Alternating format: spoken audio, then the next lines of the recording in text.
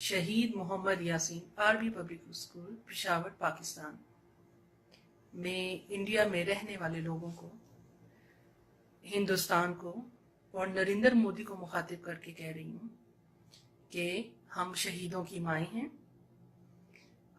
हम जानते हैं कि कुर्बानी क्या होती है और जंग कैसे जीती जाती है।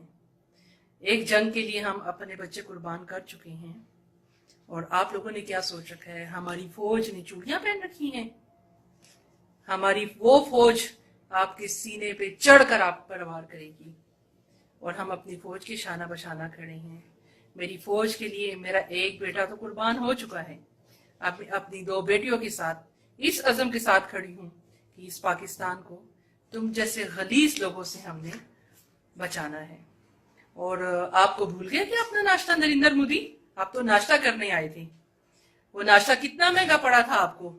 और जब तक ये माएं जिंदा हैं आप लोग पाकिस्तान की तरफ देख भी नहीं सकते।